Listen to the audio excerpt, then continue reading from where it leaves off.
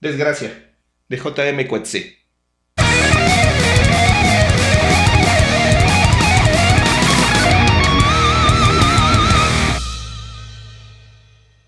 Un libro duro, pero maravilloso. Uno de esos que dotan de energía tu amor por la literatura, que sacuden tu conciencia y renuevan tus sentidos adormecidos. Coetzee nos vuelve a dar razones que justifican el Premio Nobel de Literatura que ostenta entre sus manos. El libro narra la vertiginosa caída de David Lurie, profesor universitario de literatura, hombre inteligente y soberbio, decidido a permanecer fiel y fijo dentro de la mejor descripción de ambos términos. Él es lo más alto, pertenece al panteón de lo sublime, se encuentra en la cúspide de la sociedad moral e intelectual de su mundo particular. David tiene una vida bien establecida, en donde cada cosa está en su sitio espacial y temporal. Pero también tiene sus pecadillos. Todos los jueves, David visita a una mujer, Soraya, prostituta de oficio, en quien encuentra la satisfacción física suficiente como para dar por visto el tema en su vida. En cierto sentido ha desarrollado un apego a Soraya, a quien le prodiga un afecto que, sin llegar a ser amor, es primo hermano de éste. Soraya, al parecer, encuentra en David cierto tipo de estabilidad, así que la situación, más no relación, funciona bastante bien para ambos. Así, hasta que un día lleno de pequeños accidentes molestos e innecesarios, la relación profesional entre ambos se daña de manera irremediable. Es entonces que queda a la deriva la satisfacción física, carnal de David. Una tarde, al salir de la universidad, David topa con una joven alumna suya, Melanie, atractiva en los parámetros suficientes y que atrae la mirada y un algo más de David. Él la invita a su departamento y a partir de ese instante no cesa en su afán de buscar el acceso a un área de intimidad compartida con ella, cosa que no tarda en suceder. Ella se convierte en su nuevo desahogo. Melanie nunca resulta demasiado efusiva en aquel asunto, aunque sí permisiva y cooperativa. Se deja desnudar, no escapa cuando puede y no inventa excusas, lo cual le impide ver a David que en los entretelones a su alrededor está desarrollándose otra historia de manera paralela, una que el lector solo sospecha y atisba con dificultad. David comienza a tener ciertas consideraciones hacia la alumna, tales como acreditar una asistencia que no sucede o incluso asignarle calificaciones aprobatorias a un examen que ella no presenta. Lo siguiente que David sabe es que Melanie ha renunciado a su lugar dentro de su clase, y tras un par de situaciones sin sentido, David recibe la visita del padre de la chica, quien lo busca para solicitarle apoyo en cuanto a su hija. Quizás si David habla con ella, Melanie desista de su idea de abandonar no solo su clase, sino los estudios mismos. David se pregunta si aquel hombre sabe que bien podría ser que el profesor con quien está hablando es la raíz de tal decisión.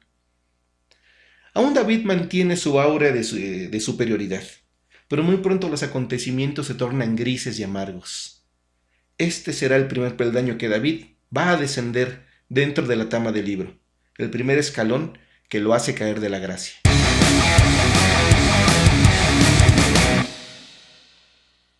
De la nada, como un torbellino sin razón de ser, David es confrontado con una acusación no del todo cierta, pero no del todo falsa: acoso. Se organiza una puesta en escena innecesaria. Según David, se conforma una comisión para investigar el tema a profundidad. El resultado, sin que pudiera ser cualquier otro, se ofrece de inmediato. David tendrá que redactar una disculpa con sabor a confesión, un mea culpa firmado, además de mostrarse solícito a recibir algún tipo de orientación. Solo hay un problema: David no siente ningún tipo de remordimiento, así como tampoco la necesidad de disculparse por cosa alguna. El desenlace no se hace esperar. Algunos días después, David se encuentra indiferentemente destituido de su cátedra y haciendo maletas, a punto de iniciar un viaje al interior del país, a la Sudáfrica que vive aún en carne propia los efectos secundarios de la caída del apartheid. David al fin ha descendido, ha caído un poco. Al interior de aquella Sudáfrica en conflicto se encuentra con Lucy, su hija, propietaria de una granja situada en una breve y árida extensión de tierra, colindante con la de un enigmático hombre, Petrus, del cual bien vale la pena desconfiar desde el primer momento. David comienza a moldarse a tientas y a codazos a su nueva realidad, una que se siente vacía, carente de la chispa universitaria, de las amistades afines, de las rutinas por años acostumbradas. Lucy lo introduce lentamente en su mundo, con cautela, sin esperar realmente que él termine por adaptarse plenamente o adaptarse de cualquier manera. Él luce constantemente incrédulo y fuera de lugar. Lo mejor que David tiene por hacer es ofrecerse como voluntario, a petición de su hija, en una clínica para animales de escasos recursos, administrada por una pareja amiga de Lucy. Ahí David conoce a Bev, una mujer sobria y entregada a una labor que se toma muy en serio y que para David es simplemente una especie de accidente, algo que se hace solo por no tener nada mejor que hacer. Los días comienzan a suceder entre el vaivén de la granja y el sabor amargo de la clínica.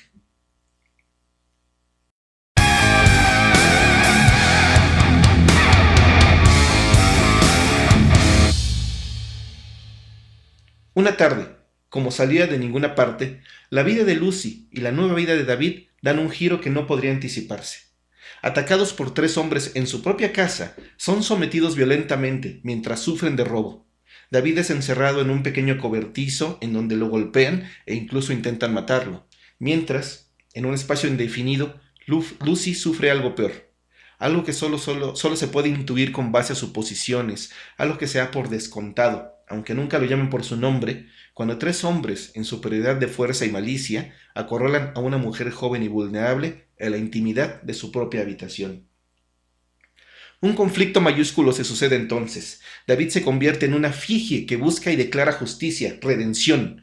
La exige con cada uno de sus actos y palabras, mientras que Lucy opta por guardar silencio, oneroso, pesado, cancerígeno, solapando hasta cierto punto el violento ataque que sufrió.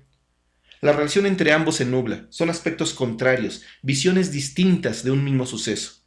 David intenta hacer ver a Lucy que aquel sitio está manchado, no es seguro de ninguna manera, mientras ella plantea su perspectiva, declarando que abandonar su granja resultaría en una derrota y pérdida mucho más profunda que la que ya ha sufrido. Él sale de la granja, abandona a Lucy, ambos a su suerte, mientras regresa temporalmente a Ciudad del Cabo, donde enfrentará los frutos de su propio escándalo, frutos que han nacido en silencio y en su ausencia. De manera sorprendente intentará contactar con Melanie, pero con quien se topará, en realidad, será con la familia de ella, la cual vendrá a poner en verdadera perspectiva los alcances y la profundidad de aquellos actos que vivió con la chica.